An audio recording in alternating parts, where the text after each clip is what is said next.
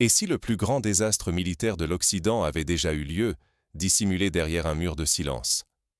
Imaginez un instant, une catastrophe si lourde, si dévastatrice, qu'aucune alarme ne fut donnée, qu'aucun mot ne fut prononcé à la télévision, qu'aucune image ne filtra, sinon de rares rumeurs sur des forums obscurs, aussitôt étouffées par une chape de plomb. Pourtant, la terre a tremblé. Et si, pendant que nous vaquions à nos occupations quotidiennes, un événement venait de bouleverser à jamais la balance des forces en Europe? Et si ce désastre, bien réel, avait changé la donne sans même que nous en ayons conscience? 12 minutes. C'est à peine le temps de faire chauffer une bouilloire, de préparer un café, de répondre à quelques messages sur son téléphone. Mais sur les rives obscures de la mer Noire, près d'Otchakov, ce fut suffisant pour qu'une unité d'élite de l'OTAN soit engloutie sous un déluge de feu, sans alerte, sans aveu, sans trace visible.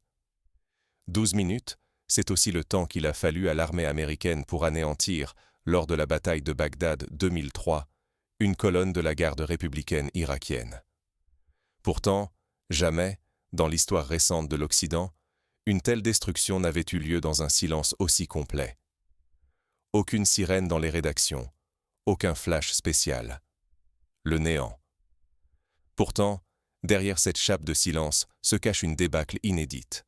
Des soldats effacés des registres, des familles murées dans le secret, des décideurs paralysés par la peur de tout perdre. Imaginez l'effroi de familles qui, du jour au lendemain, cessent de recevoir des nouvelles de leurs proches, sans explication, sans cérémonie, sans même une lettre officielle de l'état-major. En moins d'un quart d'heure, ceux qui se croyaient intouchables ont été anéantis.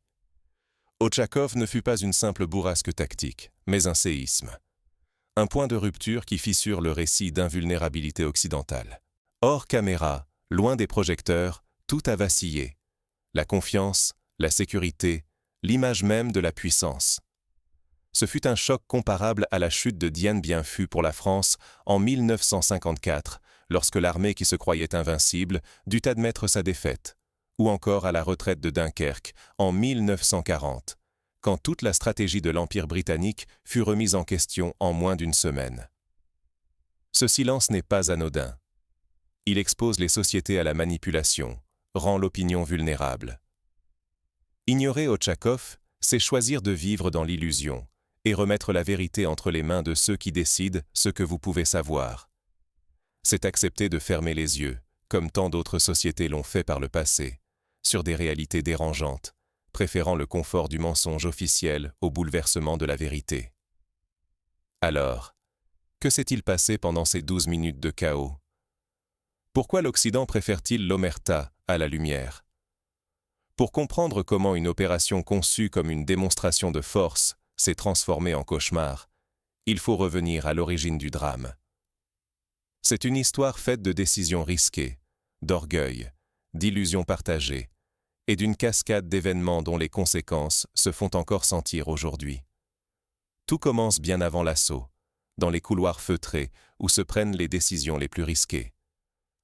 La genèse de l'opération Otchakov révèle une course à l'escalade, guidée par l'orgueil et l'illusion de toute puissance. Dans les salons dorés des ministères à Paris et à Londres, dans des salles de réunion sécurisées à Bruxelles, des généraux, des diplomates et des experts en stratégie se réunissent. Ils sont convaincus qu'une action décisive sur la mer Noire pourrait inverser la dynamique du conflit en Ukraine. Pourquoi Otchakov? Pourquoi cette mission, presque invisible pour le grand public, était-elle en réalité un enjeu vital? Pour le comprendre, il faut plonger sous la surface et explorer la géopolitique moderne, là où se nouent les vraies batailles. L'histoire militaire regorge d'exemples où le contrôle d'un point stratégique a changé le cours des événements. Pensez à la prise de Sébastopol pendant la guerre de Crimée au XIXe siècle, ou à la bataille de Stalingrad, où la maîtrise d'une seule ville a pesé sur l'issue de toute la Seconde Guerre mondiale à l'Est. Otchakov n'est pas un simple port oublié. C'est le verrou stratégique de la mer Noire. Qui tient Otchakov détient l'accès aux routes navales du sud de l'Ukraine et peut peser sur l'équilibre des forces dans toute la région.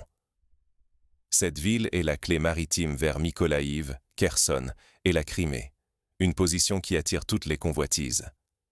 Durant la guerre froide, des bases comme celle de Gibraltar ou de Suez jouaient un rôle similaire, permettant à celui qui les contrôlait de dominer le trafic maritime et de projeter sa puissance loin à la ronde. Pour Paris, Londres et Kiev, Otchakov représentait bien plus qu'une case sur la carte. C'était la promesse de débloquer les convois, d'acheminer blindés et munitions en échappant aux routes terrestres constamment bombardées.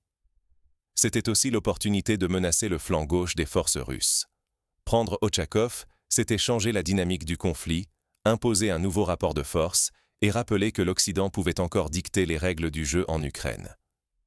L'opération était vue, dans les états-majors, comme la clé d'une contre-offensive victorieuse, un tournant susceptible de redonner espoir à tout un camp. Pour cette opération, il n'était pas question d'envoyer des conscrits ordinaires. On a engagé les plus grands spécialistes des forces spéciales occidentales, des commandos marins français, des membres du Special Boat Service britannique, des opérateurs dont la formation coûte plus cher qu'un avion de chasse dernier cri. Leur savoir-faire ? Infiltration silencieuse, neutralisation rapide, extraction sous le feu. L'élite absolue, invisible et officiellement absente. On se souvient de l'opération Neptune Spear, qui a mené à la mort d'Oussama Ben Laden en 2011. Elle a mobilisé une poignée de Navy SEALs, entraînés pendant des années pour une mission ultra ciblée. À Otchakov, la même logique prévalait, frapper vite, fort, sans laisser de traces. Ces soldats bénéficiaient de ressources immenses, de décennies de préparation et d'un investissement colossal en renseignements, en matériel, en entraînement. Des millions d'euros dépensés pour façonner des combattants quasi indétectables et invincibles aux yeux de leurs commanditaires. À l'état-major occidental, rien ne devait enrayer la précision de ce plan, présenté comme le triomphe du renseignement et de la technologie. À titre d'exemple, chaque opérateur de force spéciale coûte, sur la durée de sa formation, davantage qu'un char Leclerc ou qu'un missile de croisière Tomahawk. Les équipements mis à leur disposition, drones de reconnaissance, systèmes de brouillage, armes individuelles de dernière génération, sont sans équivalent dans les armées conventionnelles. Mais, derrière cette assurance, un mythe s'est enraciné. La croyance en la supériorité technologique sans faille de l'OTAN. On s'est persuadé que la maîtrise des satellites, des communications cryptées et des équipements furtifs suffisait à garantir la victoire. Que l'adversaire ne pouvait qu'être écrasé par cette vague d'innovation et d'expertise. Ce mythe s'est brisé à Otchakov. L'histoire regorge déjà de telles illusions. Les Français, en 1940, croyaient la ligne Maginot infranchissable. Les Américains, au Vietnam, pensaient que leur supériorité aérienne rendrait toute résistance inutile. Mais la guerre, toujours, rappelle que la technologie ne remplace pas la stratégie ni la compréhension du terrain. Sous-estimer l'importance stratégique de ces points névralgiques, s'imaginer qu'il ne s'agit que d'un jeu à somme nulle, coûte bien plus cher qu'on ne le pense. Cela peut conduire à des défaites cuisantes, à la perte de prestige, voire à des erreurs irréversibles qui bouleversent l'ordre mondial. Une nation qui perd une telle bataille sacrifie aussi une part de son influence, de sa sécurité, de sa crédibilité. Pour chaque citoyen, c'est la confiance dans l'armée, dans les institutions, qui vacille. Souvenez-vous de Pearl Harbor, en 1941. Une attaque surprise a suffi à faire vaciller l'équilibre du Pacifique et à plonger les États-Unis dans la guerre. Mais comment cette opération, conçue comme infaillible, a-t-elle pu tourner au désastre en quelques minutes seulement? Pour le comprendre, il faut revenir à la nuit où tout a basculé. Imaginez la tension dans les embarcations, alors que des hommes surentraînés, bardés d'électronique de pointe, s'apprêtent à débarquer. L'atmosphère est électrique. Chaque geste est répété mentalement. Chaque seconde compte. Comment la plus redoutée des unités d'élite occidentale a-t-elle pu être effacée en moins d'un quart d'heure? Voilà la question qui obsède désormais les états-majors, incapables d'expliquer comment, en seulement 12 minutes, l'élite a sombré dans l'enfer d'Otchakov. Ce fut une surprise comparable à la destruction de la flotte russe à Tsushima par les Japonais en 1905. En quelques heures, une puissance navale disparut du jeu stratégique mondial. Tout débute par une opération pensée comme un chef-d'œuvre de furtivité. Nuit opaque, mer démontée, attaque au crépuscule. Chaque détail affûté pour garantir l'effet de surprise. mais ce qui devait être une frappe chirurgicale se mue en piège mortel. Les Russes n'étaient pas pris au dépourvu. Leur veille électronique, d'une précision inédite, scrutait déjà les signaux occidentaux et traçait, en temps réel, le balai des embarcations rapides. Ils avaient quadrillé le littoral, préparé des zones d'embuscade, calibré des secteurs de tir croisés, chaque mètre carré promis à une déferlante de feu. Cette préparation minutieuse rappelle celle de la défense de Stalingrad, où chaque rue, chaque maison était piégée, fortifiée, anticipant chaque mouvement de l'ennemi. À l'approche, la guerre électronique russe frappe. Les communications sont brouillées, les radars aveuglés. Les brouilleurs neutralisent, en quelques instants, l'avantage technologique de l'OTAN. Les équipements dernier cri, censés assurer la coordination et la discrétion, deviennent inutilisables, muets, aveugles. En quelques secondes, la chaîne de commandement se brise, les ordres sont distordus ou perdus, la confusion s'installe. Là où les Occidentaux misaient sur leur avance technologique, ils se retrouvent isolés. Le chaos s'installe, ordres perdus, systèmes de protection inertes, signaux de détresse impossibles à transmettre. En quelques battements de cœur, l'investissement de dizaines d'années et des milliards d'euros s'effondre, broyé sous les salves d'artillerie, de missiles guidés et de frappes chirurgicales. Les soldats, habitués à opérer dans l'ombre, deviennent soudain des cibles visibles, incapables de se défendre ou même de comprendre l'ampleur de ce qui leur arrive. Le plan occidental, peaufiné par les meilleurs stratèges, se fracasse contre une réalité implacable. La connaissance du terrain, l'anticipation et l'innovation tactique russe ont tout balayé. L'erreur fatale fut de croire que la technologie suffirait à dominer. Les Russes ont retourné les méthodes de l'OTAN contre elles-mêmes, piégeant l'élite dans un entonnoir sans issue. C'est une répétition moderne des pièges tendus par les Viet Cong aux forces américaines dans la jungle, où la supériorité matérielle ne pouvait rien contre l'ingéniosité et l'adaptation de l'ennemi.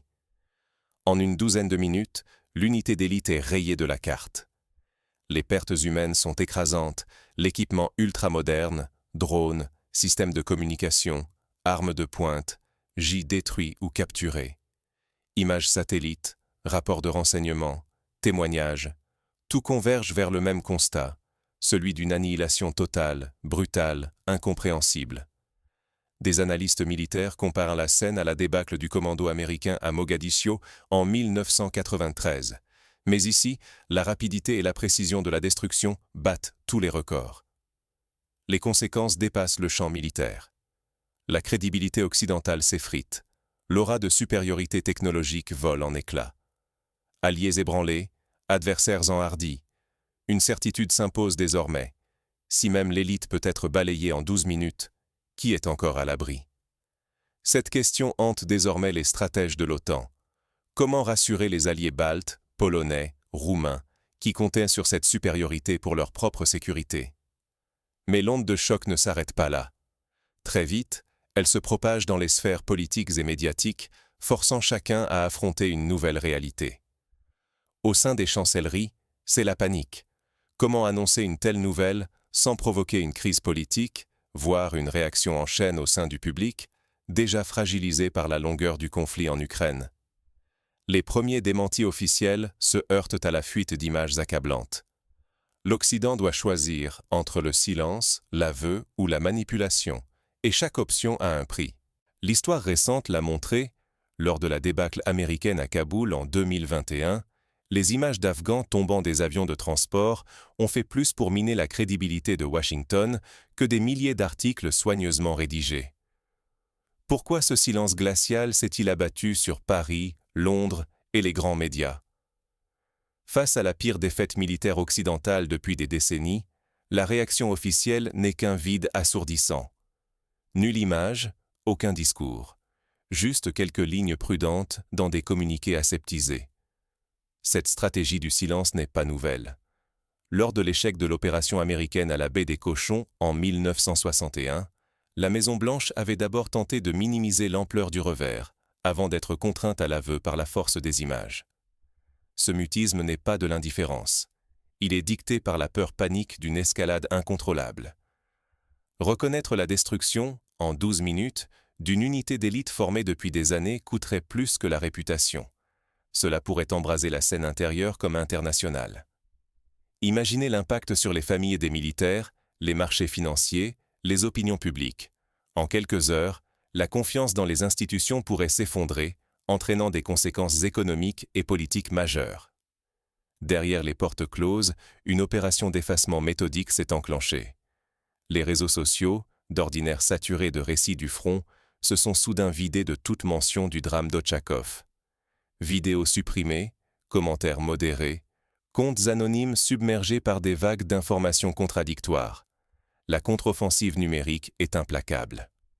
Cette censure rappelle celle imposée par les autorités américaines lors de la guerre du Golfe, où les images de frappes ratées étaient systématiquement retirées des chaînes d'information. Impossible de désigner les commanditaires avec certitude. Chaque capitale nie, mais la coordination du blackout laisse peu de doute. L'information est devenue une arme, peut-être la plus décisive aujourd'hui. Les journalistes d'investigation, autrefois prompts à bondir sur chaque scandale, se heurtent à un mur de silence, à des menaces de poursuite, à des pressions sur leur rédaction. Pour les familles des soldats, c'est le supplice du silence. On attend un appel qui ne viendra jamais, une explication qui tarde. Dans les casernes britanniques et françaises, la tension monte. La discipline ne suffit plus à étouffer la colère, les questions, le sentiment d'abandon. On se souvient des familles des sous-mariniers du Koursk en 2000, laissées dans l'ignorance pendant des jours, contraintes de s'informer par bribes, au gré des rumeurs et des non-dits. Sur les forums privés, les rumeurs se multiplient.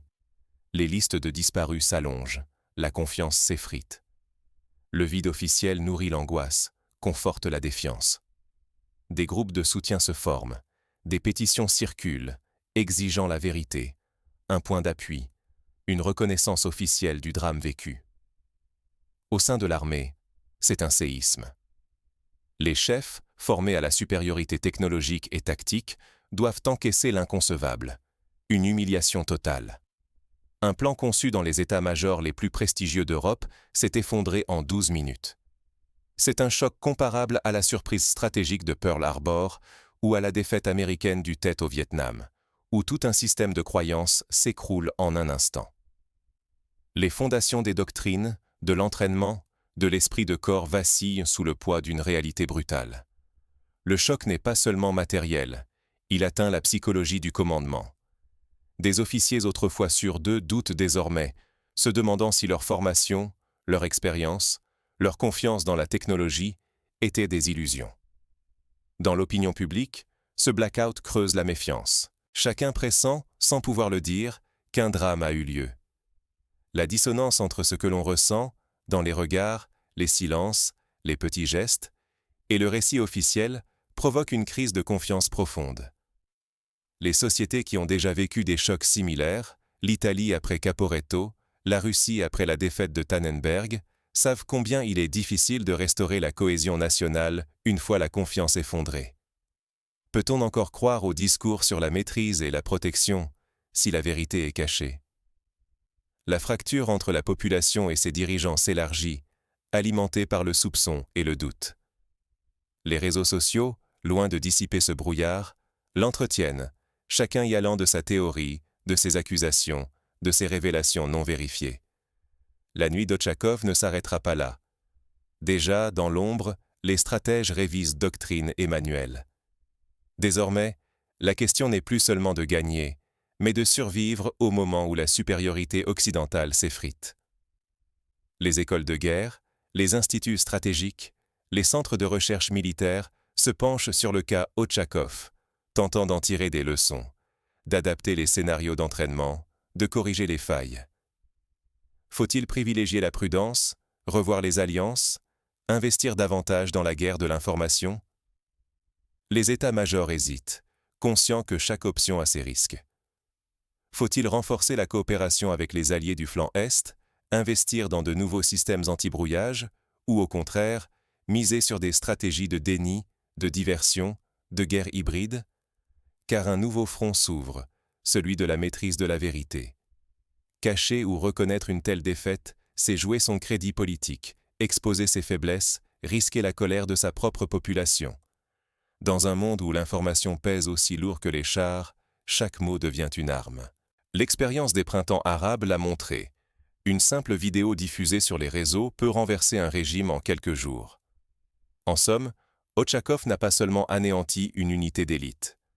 Le choc fissure la confiance, bouleverse les doctrines, ébranle l'architecture psychologique du commandement occidental. L'onde de cette défaite avance, invisible mais implacable, bien au-delà des frontières ukrainiennes. Comme la chute du mur de Berlin en 1989, l'effet domino est déjà en route, affectant la perception de la puissance occidentale dans le monde entier. Pourtant, sous la surface, certains signes ne trompent pas. Les lignes bougent, des vérités filtrent, malgré tout. La suite s'esquisse dans l'incertitude, entre peur et volonté de reprendre la main. Les think tanks publient de premières analyses, certains journalistes osent des allusions, des diplomates commencent à préparer des plans de sortie. Comment ne pas se laisser piéger par le vacarme ou le silence? Dans un monde où les pires catastrophes se déroulent parfois dans un calme glaçant, rester lucide devient vital. L'affaire d'Ochakov le prouve. Le brouillard médiatique masque aisément l'essentiel, et détourner l'attention collective des véritables enjeux devient un jeu dangereux pour tous. Il en fut de même lors de l'épidémie de Tchernobyl, où le silence initial a aggravé les conséquences de la catastrophe. La leçon s'impose à chacun. Refuser de gober le récit officiel, même s'il est répété 1000 fois. Les images, les mots soigneusement choisis, les versions approuvées par les gouvernements et médias façonnent notre perception. Mais la vérité ne s'incline pas devant la communication de crise. Être citoyen aujourd'hui, c'est oser questionner la narration de guerre, repérer les omissions et se méfier des discours trop limpides ou trop tonitruants pour être sincère. Derrière chaque opération militaire, il y a des conséquences concrètes pour la sécurité de nos familles, pour la stabilité de notre économie, pour l'avenir diplomatique de notre pays. Ochakov n'est pas seulement une victoire ou une défaite. C'est un séisme qui ébranle les alliances, fait vaciller les marchés et oblige à repenser la place de chacun face à la recomposition des rapports de force mondiaux. Ce qui est détruit ou passé sous silence n'est que la partie émergée d'une crise profonde. L'événement révèle surtout une accélération vertigineuse de la désinformation et la montée en puissance de la guerre des récits. Aujourd'hui, une simple vidéo, un commentaire sur les réseaux sociaux, peut peser aussi lourd qu'une déclaration officielle. Dans ce tumulte, seule la quête active de la vérité, croiser les sources, questionner les évidences, ne jamais se contenter de la première version, peut nous préserver des pièges de la manipulation et de la propagande. Abandonner cet effort serait catastrophique. Perdre la capacité de distinguer le vrai du faux, c'est perdre sa liberté. Ce serait laisser d'autres décider à notre place, accepter de subir les illusions et les stratégies d'influence qui, demain, pourraient façonner nos vies en silence. Le risque est collectif, immense, car la démocratie exige des citoyens informés, autonomes et critiques. La tragédie d'Ochakov marque un seuil inquiétant. Demain, la technologie, l'intelligence artificielle, la vitesse de la désinformation rendront les vérités encore plus difficiles à saisir. Les prochaines batailles se dérouleront autant dans les tranchées que sur nos écrans, dans nos esprits et dans nos débats.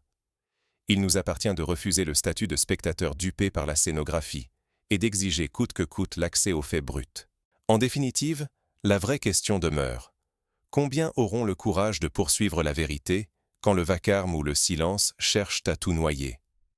Le monde a déjà connu de telles périodes de brouillard. Pensons à la crise des missiles de Cuba, où seule la transparence et le courage politique ont permis d'éviter le pire. Mais Ochakov n'est que le début. D'autres fissures, plus discrètes, menacent déjà l'édifice occidental. Partout, des signaux faibles apparaissent. Pertes non déclarées, alliances fragilisées, doutes sur l'efficacité des doctrines et des équipements.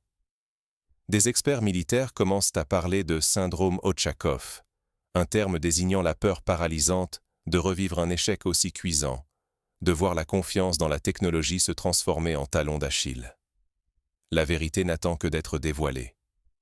Comme après chaque grand choc, l'histoire finira par faire émerger les faits, malgré les efforts pour les dissimuler. Les commissions d'enquête, les témoignages de première main, les archives qui s'ouvriront un jour, tout cela viendra éclairer ce qui, aujourd'hui, reste dans l'ombre. À Ochakov, les faux-semblants ont volé en éclats. Sous la surface des communiqués officiels et des récits rassurants, une certitude s'est imposée. Même les forces occidentales les mieux formées peuvent être balayées en moins d'un quart d'heure. La toute-puissance que l'on croyait acquise se révèle, soudain, terriblement vulnérable. Devant une telle déroute, l'instinct des décideurs est de cacher l'ampleur du désastre. On préfère l'ombre aux explications, la confusion à la transparence. Pourtant, refuser la vérité revient à priver les citoyens de compréhension et les condamner à répéter les mêmes erreurs, aveuglés par des récits falsifiés.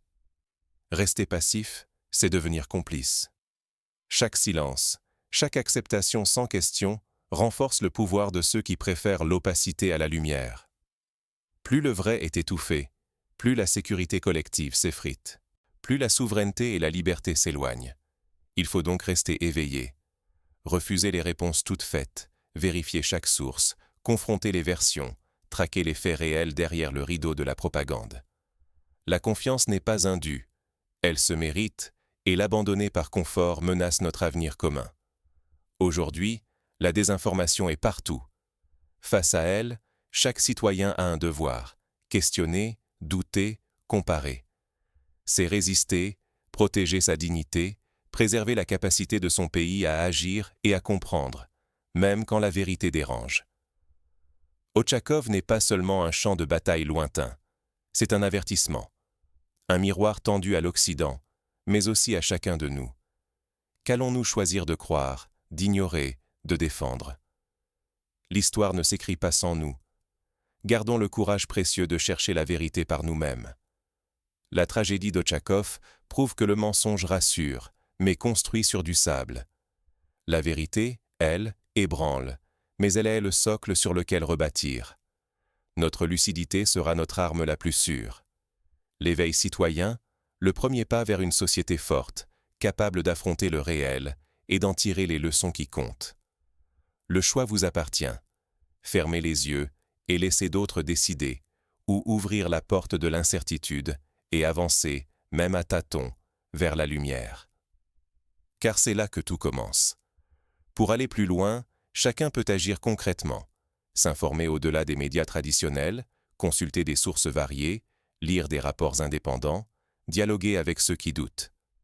Il est possible d'écrire à vos représentants, de demander des comptes, de soutenir le journalisme d'investigation, d'enseigner à vos enfants l'esprit critique et la vérification des sources. Dans les écoles, des ateliers de fact-checking peuvent être organisés. Dans les universités, des débats ouverts sur la guerre de l'information méritent d'être lancés. Plus nous serons nombreux à refuser la facilité du prêt-à-penser, plus la société sera résiliente face aux chocs à venir. N'oubliez jamais que l'histoire récompense les peuples lucides et courageux. Ceux qui osent regarder la réalité en face, même quand elle dérange, même quand elle fait peur. Ochakov, dans sa brutalité, nous rappelle que la force d'une nation ne réside pas seulement dans ses armes ou sa technologie, mais dans la capacité de ses citoyens à chercher la vérité, à la défendre et à s'en servir pour progresser. À nous de choisir chaque jour d'être ces citoyens-là.